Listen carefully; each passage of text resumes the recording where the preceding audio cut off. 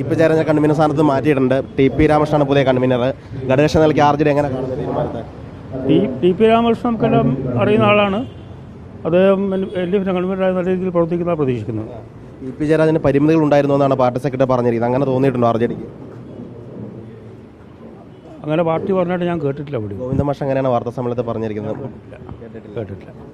അതോടൊപ്പം തന്നെ ഈ പ്രകാശ് ജാവദേക്കറുമായി കൂടിക്കാഴ്ച നടത്തിയ വിഷയവും അതും കൂടെ പരിഗണിച്ചെന്നാണ് ഗോവിന്ദമാഷ് പറഞ്ഞിരിക്കുന്നത്. ഈ രാഷ്ട്രീയത്തിൽ വിവിധ കക്ഷികൾ തമ്മിൽ കാണുന്നതിൽ തെറ്റൊന്നുമില്ല. ജാവദേക്കർ എന്നെ എത്ര തവണ കണ്ടിട്ടുണ്ട്. അതിൻ്റെ അർത്ഥം BJP-യുമായിട്ട് ബന്ധമുണ്ടെന്നോ അല്ലല്ലോ. പക്ഷേ അദ്ദേഹത്തിന് മകൻ്റെ ഫ്ലാറ്റിൽ വന്ന് കണ്ടു. അത് തെരഞ്ഞെടുപ്പിൻ്റെ സമയത്ത് പുറത്ത് അദ്ദേഹം തന്നെ പറയുന്നു അത് ചർച്ചയാകുന്നു. അത് അദ്ദേഹം തന്നെ വിശദീകരിച്ചിട്ടുണ്ടല്ലോ എന്താ സംഭവിച്ചതെന്നുള്ളത്. അദ്ദേഹം പെട്ടെന്ന് കയറി വന്നു, അവരവിടെ നിന്ന് സംസാരിച്ചു, കഴിഞ്ഞു. എത്ര ഉള്ളൂ, അത് തെറ്റില്ല.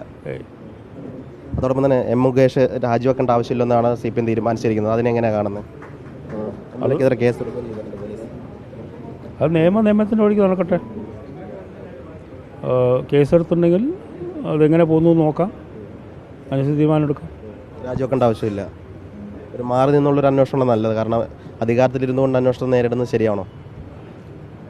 അത് അവരോട് തീരുമാനിക്കേണ്ട കാര്യമാണ്.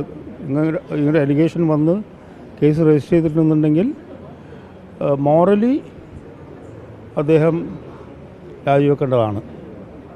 പക്ഷേ ആ ധാർമ്മികത നോക്കിക്കഴിഞ്ഞാൽ പിന്നീട് കുറ്റം തെളിയിക്കപ്പെട്ടില്ലെങ്കിൽ MLA തിരിച്ചു വരാൻ കഴിയില്ല എന്നാണ് MP ഗോവിന്ദമാഷ് പറഞ്ഞിരിക്കുന്നത്. അതുകൊണ്ടാണ് രാജിവെക്കാത്തതെന്ന് പറയുന്നത്. ആ നിയമവശം എനിക്കറിയില്ല. കാരണം രാജിവെച്ച് കഴിഞ്ഞാൽ പിന്നെ തെരഞ്ഞെടുപ്പ് മത്സരിക്കാമല്ലോ, MLA ആവുമല്ലോ. EP ജയരാജൻ്റെ പ്രവർത്തനം എങ്ങനെ ഉണ്ടായിരുന്നു? ഗണേശൻ നൽകി RJDക്ക് എങ്ങനെയാണ് ഫീൽ ചെയ്തത്? EP ജയരാജൻ വളരെ മാന്യനായിട്ട് രാഷ്ട്രീയ പ്രവർത്തകനാണ്. അദ്ദേഹം എല്ലാവരും ഉൾക്കൊണ്ടുകൊണ്ട് ഇടതുപക്ഷ മുന്നണിയെ കൺവീനർ എന്ന നിലയ്ക്ക് ഞങ്ങളെല്ലാം ഉൾക്കൊണ്ടുകൊണ്ട് നയിച്ച ഒരാളാണ്. അദ്ദേഹത്തിൻ്റെ പ്രവർത്തനം വളരെ ശ്ലാഘനീയമാണ്. അദ്ദേഹത്തെ മാറ്റേണ്ട ഒരു ഘട്ടം ഉണ്ടായിരുന്നോ? അത് അവരുടെ പാർട്ടിയുടെ തീരുമാനമാണ്, അതിനെക്കുറിച്ച് എനിക്ക് പറയാനില്ല. പക്ഷേ അദ്ദേഹം വളരെ മാന്യനായ രാഷ്ട്രീയ പ്രവർത്തകനാണ്.